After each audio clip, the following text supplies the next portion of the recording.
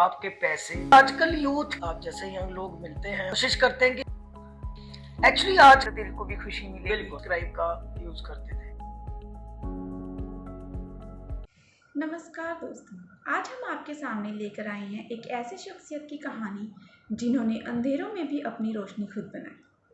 उनका नाम है शिव कुमार शर्मा, जो एक legal awareness expert, youth counsellor और डिसेबिलिटी राइट्स एक्टिविस्ट हैं। इन्होंने सिर्फ अपने लिए नहीं बल्कि उन हज़ारों लोगों के लिए रास्ता बनाया है जो सोसाइटी के स्टीरियोटाइप्स के बीच अपनी पहचान ढूंढ रहे हैं। इनकी कहानी इसलिए खास है क्योंकि ये विजुअली डिसेबल्ड होने के बावजूद कभी किसी चैलेंज के आगे झुके नहीं। इन्होंने रब दी आवाज़ जैसी फिल्म में भी काम किया और ज़िंदगी के हर पल को एक साबित किया कि हमें किसी भी पल में रुकावट नहीं आनी चाहिए। तो चलिए बात करते हैं और जानते हैं इनकी ज़िंदगी के वो पहलू जो जानकर शायद आपके दिल को छू जाएं। सर, सबसे पहले तो आपका स्वागत है। थैंक यू वेरी मच गगन। मुझे बहुत अच्छा लगता है कि जब आप जैसे यंग लोग मिलते हैं और बातचीत करने आते हैं। कोशिश करते हैं कि जो हमारे एक्सपीरियंसेस हैं तो हमारे एक्सपीरियंसेस से आप लोग भी कुछ सीखें और सोसाइटी में भी एक पॉजिटिव मैसेज आए। जी सर, आप एक लीगल एक्सपर्ट, काउंसलर, एक्टिविस्ट और अब एक एक्टर भी बन चुकी हैं। आपकी जर्नी इतनी मल्टी डायमेंशनल है, इस सफ़र को आप कैसे देखते हैं? सच बताऊं तो मैं जब पीछे मुड़ के देखता हूं तो लगता है कि वाकई जो स्ट्रगल है लाइफ में काफ़ी किया, क्योंकि मैं बाय बर्थ ब्लाइंड हूँ। उसके बाद स्टडी की ब्लाइंड इंस्टीट्यूट से मैंने, और post graduation, post graduation BEd करने के बाद तो जब करते हैं तो बस यही है कि लगता है कि कुछ ना कुछ करते हैं, सोसाइटी के लिए कर रहे हैं। तो बस ये है कि एक पॉजिटिव मैसेज सोसाइटी को देने की कोशिश करते हैं। Okay sir. सर, आपका बचपन कैसा था? क्या आप अपने परिवार और अपब्रिंगिंग के बारे में कुछ बताना चाहेंगे? बिल्कुल। मेरा जो जन्म है वो हिमाचल प्रदेश का है। मैं बाय बर्थ ब्लाइंड हूँ। तो जब मैं बाय बर्थ ब्लाइंड हुआ तो मेरा जो ट्रीटमेंट है वो पीजीआई चंडीगढ़ से स्टार्ट हुआ। तो उस टाइम ही डॉक्टर्स ने बोल दिया था मेरे पेरेंट्स को कि जो बाय बर्थ ब्लाइंड लोग होते हैं उनकी आंखों की रोशनी आ नहीं सकती। लेकिन ऐसा नहीं है कि ये लोग कुछ नहीं कर सकते, ये सब कुछ कर सकते हैं, बस एक सही कंडीशनिंग देने की जरूरत है। तो उन्होंने बताया ब्लाइंड इंस्टीट्यूट के बारे में जो सेक्टर 26 चंडीगढ़ में है। तो उसके बाद 5-6 साल का जब था वहाँ एडमिशन हो गई, और उसके बाद जो सफ़र चला तो फिर आगे बढ़ता गया, क्योंकि आपको वैसा इन्वायरमेंट मिल जाता है। आप अच्छे जब स्कूल में जाते हैं उस टाइप के लोग आपको मिलते हैं, वैसी सोसाइटी मिलती है, एजुकेशन मिलती है। तो बस उसके बाद जो सफ़र शुरू हुआ वो आगे बढ़ता गया। Yes sir. सर, बचपन में किस तरह के चैलेंजेस फेस करने पड़ते थे और आपने उनका सामना कैसे किया? बचपन में हमारे लिए तो चैलेंजेस होते ही होते हैं। सबसे बड़ा चैलेंज हमारी फैमिली के लिए होता है, क्योंकि अब लोग कहते हैं ना जी आपके घर पे तो एक ब्लाइंड पैदा हो गया, ये क्या करेगा जिंदगी में। जी। एक तो पेरेंट्स वैसे ही परेशान होते हैं, ऊपर से जो जनता के ताने हैं वो लोगों को, घर वालों को वैसे ही परेशान कर देते हैं, राइट। जी। सो चैलेंजेस आए। पेरेंट्स एक्चुअली मेन ये होता है कि आपके पेरेंट्स आपकी डिसेबिलिटी को किस टाइप से लेते हैं। तो मेरे पापा आर्मी रिटायर्ड पर्सन थे, दुनिया उन्होंने घूमी हुई थी। तो बड़े पॉजिटिव रहे वो उन सारे चैलेंजेस का, क्योंकि पहले तो यही होता है ना, मेन तो अवेयरनेस का होता है कि आपका बच्चा जिंदगी में करेगा क्या। यस। आपको एक एजुकेशन का सोर्स पता लग गया कि आपको पता है कि हम लोग पढ़ सकते हैं। तो जो चैलेंजेस आए वो हमारे को तो आए ही आए, लेकिन मेन जो है वो सोसाइटी कितना हम लोगों को एक्सेप्ट करती है। लोगों को एक्सेप्ट करवाने के लिए बहुत चैलेंजेस आते हैं। Yes sir. सर, आपका स्कूलिंग एक्सपीरियंस कैसा था? स्कूलिंग एक्सपीरियंस मेरा बहुत अच्छा था। मैं एवरेज एवरेज स्टूडेंट था, पढ़ने में ज्यादा अच्छा भी नहीं था, लेकिन शरारती भी बहुत था। ओह, दैट्स और ग्रेट। लेकिन हम कल्चरल एक्टिविटीज में, थिएटर में, म्यूजिक में, इन सारी चीजों में बहुत आगे थे। तो पेरेंट्स जब पूछते थे ना कि पेपर कैसे हुए, तो हम बोलते थे कि बस जी पेपर अच्छे हो गए, इतना है कि फेल होते नहीं और फर्स्ट आते नहीं। तो बस ऐसा ऐसा ही था। और शरारतें जैसा बचपन सबका होता है, तो क्योंकि मैं हॉस्टल में रहा हूँ ओह। तो हॉस्टल की लाइफ तो आपको पता ही है। खूब शरारतें करनी, खूब यस पिटाई सर। भी होनी, तो वो सारी चीजें तो चलती रहती है। सर आपने लर्निंग के लिए कौन से टूल्स मतलब कि अपनाए थे? जैसे कि ब्रेल लिपि या फिर ऑडियो लर्निंग टेक्निक्स या फिर कुछ और? यस, एक्चुअली हम उस दौर में थे जब हमारी एजुकेशन स्टार्ट हुई, तो हम उस दौर में थे जब ऑडियो सिस्टम्स चलती थी और ब्रेल स्क्रिप्ट तो थी ही थी। तो ब्रेल हमने पढ़ने के लिए, जो विजुअली इम्पेयर्ड के लिए सबसे मेन टूल पढ़ने के लिए है, वो ब्रेल है। हमने ब्रेल सीखी, पढ़ा, और उसके बाद आपको भी पता है कि जब हम आगे स्टेप बाय स्टेप बढ़ते हैं, प्लस टू के बाद जब हम ग्रेजुएशन में आते हैं, तो बुक्स और नोट्स इतने ज्यादा होते हैं कि आप उनको ब्रेल में कन्वर्ट नहीं कर सकते। तो उस टाइम हमने ऑडियो टूल्स का सहारा लिया। कैसेट्स हुआ करती थी हमारे टाइम पे। हम आप जैसे अच्छे वॉलंटियर्स को बोला करते थे कि आप हमारे लिए बोल के कैसेट्स रिकॉर्ड कर दो। ओके। तो वो हम कैसेट्स रिकॉर्ड कर लेते थे और उनको फिर सुन के याद करते थे, और एग्जाम्स देने के लिए हम स्क्राइब का यूज करते थे। जो ओके सर। स्क्राइब, उसको राइटर भी बोलते हैं, यस सर। जिसमें ये होता है कि हम बोलते हैं और एक साइटेड पर्सन हमारा एग्जाम लिखता है। Okay sir. जी। सर आपने लीगल फील्ड में आने की कैसे सोची और इसकी प्रेरणा कैसे मिली? गगन, ये तो बस आ गए, क्योंकि डेस्टिनी ले आई शायद, क्योंकि मैंने तो मास्टर्स हिंदी में किया था, बीएड की थी। Okay sir. तो जॉब ढूंढ रहे थे, तो जॉब निकली, हमने अप्लाई किया, सिलेक्शन हो गई, तो इस फील्ड में आ गए। ओह दैट्स डेस्टिनी आप कह सकते हो कि डेस्टिनी ले आई। लेकिन ये है कि जब इस फील्ड में आ गए, तो कहते हैं ना कि जिस चीज में आ जाओ तो उसको फिर पूरी तरह से आपको अपना लेना चाहिए। यस। तो वो हमने फिर उस चीज को पूरा अपना लिया। अब लगता है कि काश उस टाइम लॉ कर ली होती, तो आज हम भी एडवोकेट होते। सर आप लीगल अवेयरनेस एक्सपर्ट के रूप में क्या-क्या काम करते हैं और आपकी अप्रोच क्या होती है इसको? देखिए, हमारा जो डिपार्टमेंट है, state legal services authorities UT Chandigarh, वो free legal aid and free legal advice के लिए काम करता है। Okay sir. Free legal aid and free legal advice उन लोगों को चाहिए होती है जो लोग मार्जिनलाइज्ड सेक्शन के आते हैं, जैसे लेडीज हैं, बच्चे हैं, सीनियर सिटीजन्स हैं, SC ST के लोग हैं, पर्सन विद डिसेबिलिटीज हैं, पर्सन इन कस्टडी हैं, डिजास्टर विक्टिम्स हैं, या एनुअल जिनकी इनकम लेस देन 3 lakhs है, उनको हम free of cost legal aid देते हैं। ओके। अप्रोच हमारी यही रहती है कि अगर हमारे पास कोई भी आया है, तो हम उसकी हेल्प करें, और हमारे पास से कोई निराश होकर ना जाए। Okay sir. सर आपने किसी एनजीओ या फिर कम्युनिटी के साथ काम किया हो और किस तरह के केसेस या कंसर्न जो हैं आपको ज़्यादा देखने को मिलते हैं इस फील्ड में? तो मैं पहले आपके क्वेश्चन का जवाब दे देता हूँ कि मैं बहुत सारी एनजीओ के साथ जुड़ा हुआ हूँ। Okay sir. मैं एक रोटेरियन हूँ। मैं रोटरी चंडीगढ़ शिवालिक का इस टाइम डायरेक्टर यूथ सर्विसेज हूँ, और national association for the blind Chandigarh and Punjab branch का मैं एग्जीक्यूटिव मेंबर भी हूँ। और भी कई एनजीओ के साथ हम जुड़े रहते हैं जो पर्सन विद डिसेबिलिटीज की फील्ड में काम करती हैं। और जो आपने दूसरा क्वेश्चन पूछा कि किस टाइप के केसेस हमारे पास आते हैं, तो ये मेरी एक प्रोफेशनल लाइफ है जिसमें सब टाइप के केसेस हैं। हमारे पास मैट्रिमोनियल डिस्प्यूट्स भी आते हैं, ओके सर। हमारे पास लेबर से रिलेटेड केसेस भी हैं, सब टाइप के केसेस, जितने टाइप के केसेस भी हैं, सारे केसेस हमारे पास आते हैं। Okay sir. सर जैसे कि आप एक यूथ काउंसलर भी हैं, तो काउंसलिंग में आपको कौन-कौन से चैलेंजेस जो हैं वो देखने को मिलते हैं? एक्चुअली आजकल यूथ के लिए जो सबसे बड़ी दिक्कत आ रही है, वो ये है कि यूथ को ना, यूथ आजकल का कंफ्यूज बहुत है कि लाइफ में किस टाइप से जाना है, किस टाइप से करना है। दूसरी बात, यूथ इम्पेशेंट होता जा रहा है। पेशेंस की बहुत कमी होती है, जो हम देख रहे हैं काउंसलिंग के टाइम पे देखते हैं। ओके। तो हम यही कोशिश करते हैं कि लोगों को पेशेंट रहना सिखाया जाए, कि पेशेंस बड़ी ज़रूरी है लाइफ में। और यूथ जो है हमारा बहुत अच्छा चल रहा है, क्योंकि आजकल आपको पता है हर फील्ड के रास्ते यूथ के लिए खुले हैं। Yes sir. कुछ आपको पता है नेगेटिव साइड्स भी, ड्रग्स और वो सारी चीजें भी बहुत चल रही हैं। तो सारी चीजों को लाइफ में बैलेंस बना के रखना और सारी चीजों को करना, कोशिश हमारी यही रहती है कि लाइफ बैलेंस्ड लाइफ कैसे जीनी है, वो हम सबकी काउंसलिंग में सबको गाइड कर सके। Okay sir. सर जैसे आपके अकॉर्डिंग इस समय में विजुअली डिसेबल्ड जो इंडिविजुअल्स हैं, उनके लिए कौन से सिस्टमिक बैरियर्स जो हैं आज भी देखने को मिलते हैं? देखो, सबसे बात, पहली बात जो स्टार्ट होती है वो फैमिली से होती है।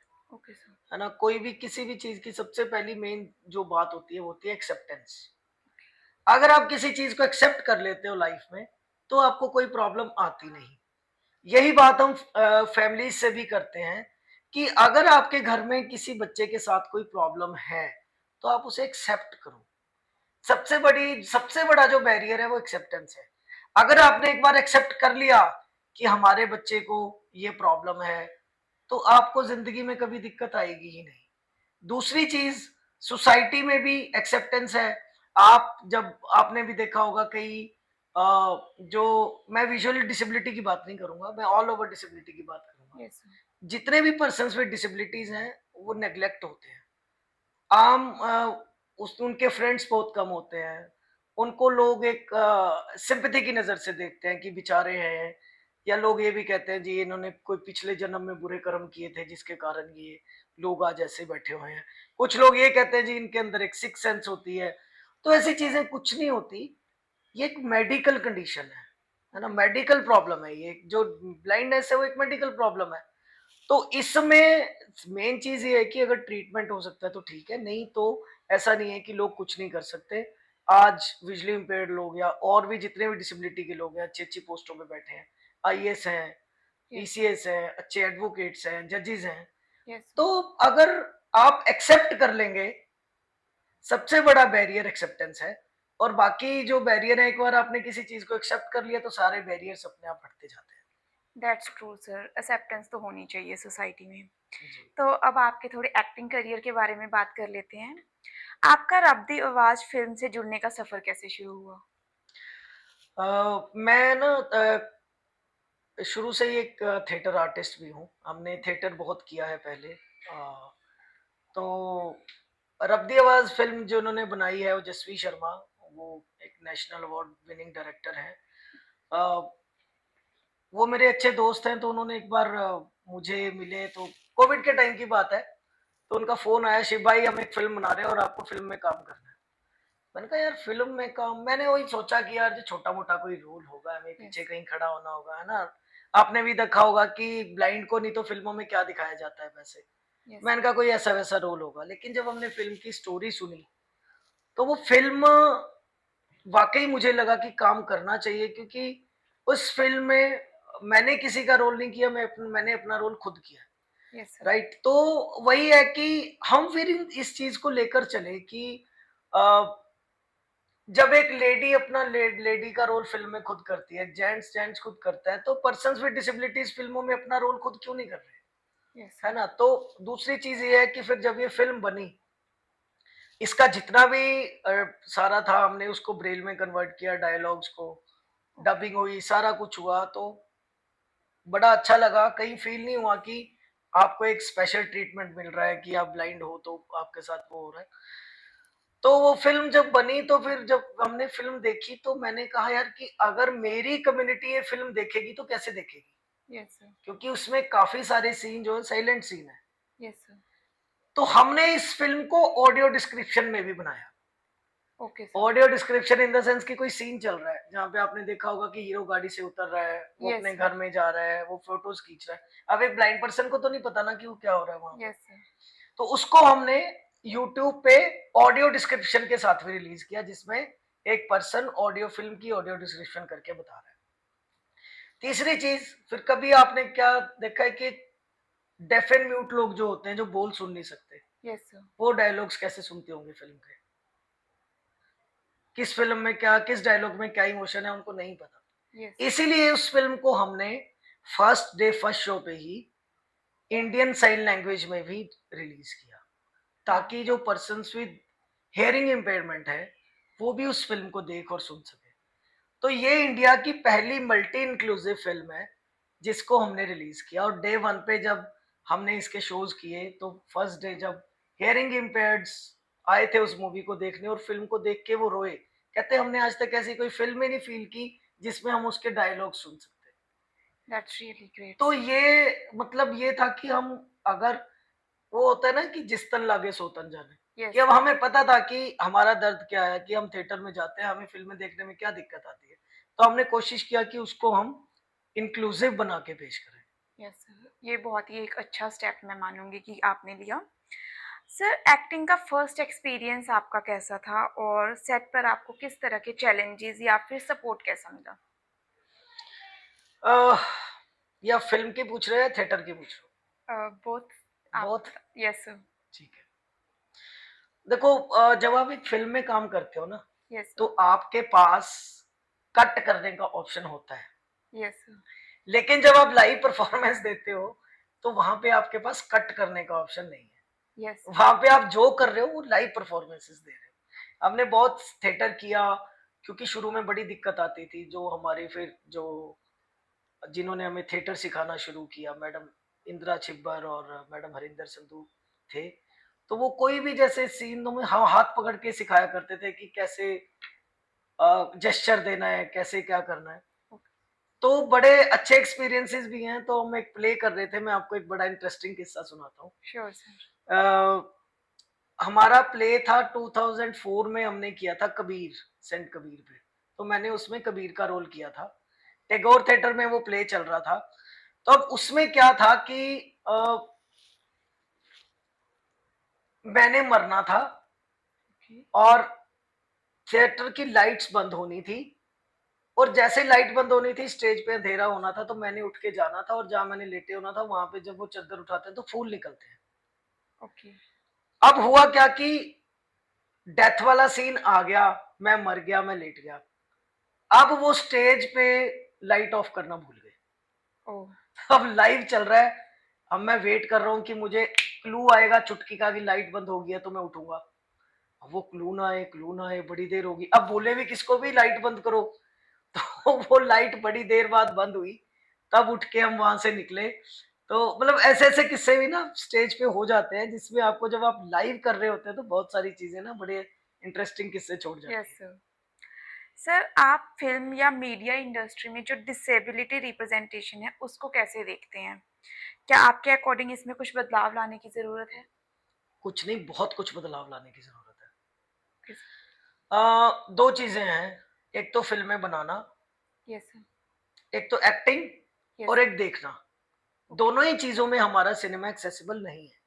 ओके, पहली चीज तो ये है कि जैसे मैंने आपको बताया कि विजुअली इम्पेयरमेंट को फिल्मों में क्या दिखाया जाता है, या तो कहीं वो भीख मांग रहे हैं, यस सर, या वो कहीं कुछ और कर रहे हैं, या बैंक लूट रहे हैं। या आपने काबिल फिल्म देखी होगी, उसमें वो ऋतिक रोशन ब्लाइंड बना और वो जुराबों की स्मेल से कातिल को पहचान रहा है। यस, ये ऐसी चीजें लाइफ में कहीं नहीं होती। मैं तो नहीं जुराबों की स्मेल से पहचान सकता कि कातिल कौन है।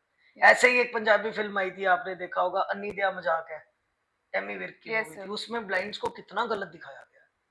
क्या ऐसा होता है कि मैं आपसे बात कर रहा हूँ और मैं इधर देख के बात कर रहा हूँ? कभी नहीं होता। हुँ, ये चीजें ना डिसेबिलिटी को रिप्रेजेंट इसलिए कम करते हैं क्योंकि डिसेबिलिटी माइनॉरिटी में है। यस, पहली चीज।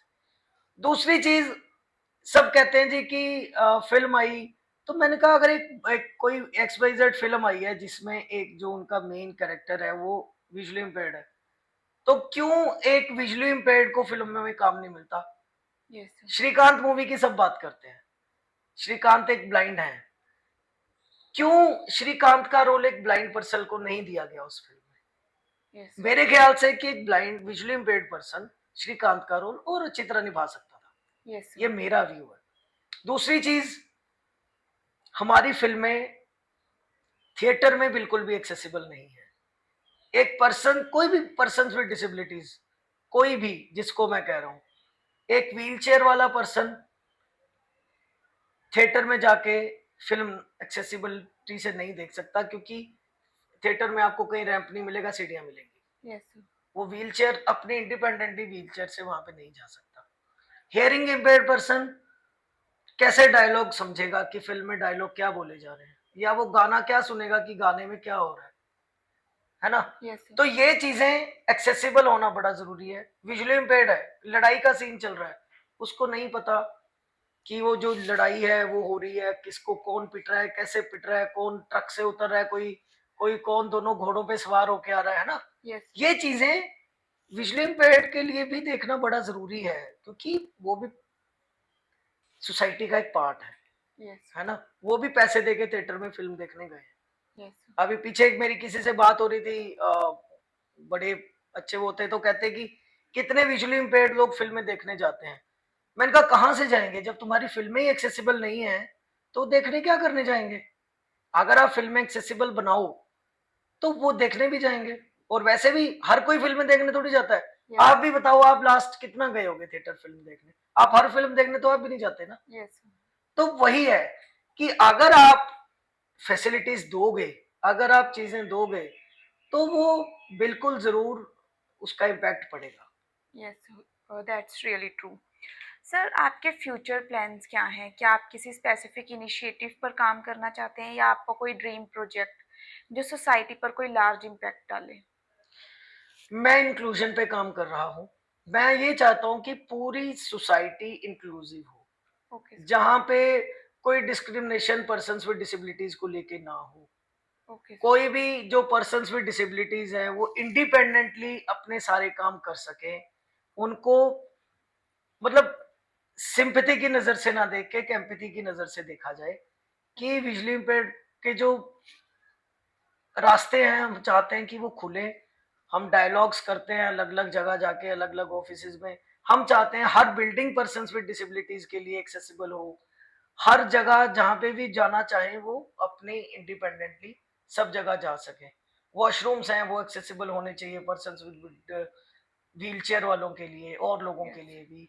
तो हमारा जो मेन फोकस इस टाइम है वो एक्सेसिबिलिटी है, ताकि पर्सन्स विद डिसेबिलिटीज कहीं जाने से इसलिए ना झिझके कि वो बिल्डिंग मेरे लिए एक्सेसिबल नहीं थी या वो इन्वायरमेंट मेरे लिए एक्सेसिबल नहीं था। तो हम इसी मिशन को लेके चल रहे हैं कि हम इंक्लूसिव सोसाइटी को बनाएं। ये बहुत ही अच्छा मिशन है सर, इससे सोसाइटी को एक्सेप्ट भी करना चाहिए। So my next question to you is, आपकी नज़र में सक्सेस का मतलब क्या है? मेरी नजर में सक्सेस वो है जिससे कि आपके कारण किसी दूसरे का कुछ अच्छा हो और उससे आपको एक सेटिस्फेक्शन मिले। आपने जो काम किया उससे आपको सेटिस्फेक्शन मिली, मेरी नजर में वही एक सक्सेस है। सक्सेस आपको पैसे से नहीं मिल सकती, सक्सेस आपको और चीजों से नहीं मिल सकती। सक्सेस एक इंटरनल सेटिस्फेक्शन है। यस सर, इंटरनल सेटिस्फेक्शन होगी तो दिल को भी खुशी मिलेगी। बिल्कुल, तो आप और अच्छा काम करो। Yes sir. सर, आप अपने मोटिवेशन और पॉजिटिव थिंकिंग को कैसे मेंटेन करते हैं, लाइक स्पेशली जो टफ टाइम्स होते हैं? मैं वैसे बहुत पॉजिटिव रहने वाला पर्सन हूँ। यस सर, वो तो पता अ, चल रहा है। मैं टफ टाइम मेरी लाइफ में भी बहुत आते हैं। यस। हर देखो हर किसी की लाइफ में प्रॉब्लम आते हैं। यस। मैं पेशेंटली चीजों को हैंडल करता हूँ। ओके। मैं जब मुझसे कुछ नहीं होता ना, या मैं सोचता हूँ कि ये चीजें मेरे हाथ से बाहर निकल रही हैं, फिर मैं उनको वक्त पे छोड़ देता हूँ। Okay sir. फिर मैं कहता हूँ गो विद द फ्लो, जो हो रहा है चलने दो। ओके। क्योंकि अगर दिमाग पे टेंशन लेंगे तो टेंशन लेके हो तो कुछ नहीं जाना। तो इसलिए चीजों को वक्त पे छोड़ दो। कई बार ऐसा होता है कि हम जल्दी जल्दी में ना अपना ही कोई काम बिगाड़ देते हैं। Yes sir. तो इसीलिए चीजों को थोड़ा सा टाइम देना चाहिए। कुछ भी टफ टाइम होता है तो उसको भी थोड़ा सा टाइम दो। तो यस। मैं यही करता हूँ, थोड़ा टाइम देता हूँ। चीजें सुधर गई तो ठीक है, नहीं तो उसको वक्त पे छोड़ दो। ठीक होनी होगी तो अपने आप हो जाएंगी। एफर्ट्स करता हूँ, लेकिन जब पूरे एफर्ट्स खत्म हो गए फिर चीजों को टाइम पे छोड़ दो। Okay sir. सर, क्या आप उन लोगों के लिए कोई मैसेज देना चाहेंगे जो किसी भी फॉर्म की डिसेबिलिटी का सामना कर रहे हैं? बिल्कुल, मेरा तो यही मैसेज है कि पेशेंटली और पॉजिटिवली सब कुछ डील करो। ऐसा कुछ नहीं है जो लाइफ में हम लोग नहीं कर सकते। हम सब कुछ कर सकते हैं। उसमें टाइम जरूर लग सकता है, लेकिन फेलियर कभी नहीं मिलेगा। Okay sir. At last but not the least, हमारे व्यूअर्स के लिए आप एक फाइनल इंस्पायरिंग मैसेज जो आप उनके दिल तक पहुंचाना चाहें? मैं तो यही कहता हूँ कि कोई भी पर्सन विद डिसेबिलिटीज आपके पैसे, आपकी महंगी गाड़ी या आपकी किसी चीज पे नहीं मरता। Yes sir. वो मरता है सिर्फ आपकी दोस्ती के लिए, आपके प्यार के लिए। अगर आप अपनी दोस्ती का, अपनी एक उसका हाथ एक पर्सन विद डिसेबिलिटीज की तरफ बढ़ाएंगे, तो पर्सन विद डिसेबिलिटीज, यकीन रखना कोई भी पर्सन विद डिसेबिलिटीज आपको एक बहुत अच्छा इंसान मिलेगा। और वो भी आपके लिए सब कुछ करने के लिए तैयार होगा। Thank you so much sir. Thank you very much. दोस्तों, आज का ये इंटरेक्शन सिर्फ एक इंटरव्यू नहीं था, ये एक दृष्टि थी, एक नज़रिया था ज़िंदगी को देखने का। शिव कुमार सर ने हमें दिखाया कि मुश्किलें चाहे जितनी भी हों, अगर इरादे मजबूत हों तो हर अंधेरा रोशन किया जा सकता है। उन्होंने सिर्फ अपने लिए नहीं बल्कि उन सब लोगों के लिए आवाज़ उठाई है जो अक्सर सिस्टम के बीच अपनी जगह ढूंढने की कोशिश करते हैं। इनका जीवन साबित करता है कि डिसेबिलिटी कोई कमज़ोरी नहीं बल्कि एक अलग दृष्टि है दुनिया को देखने की।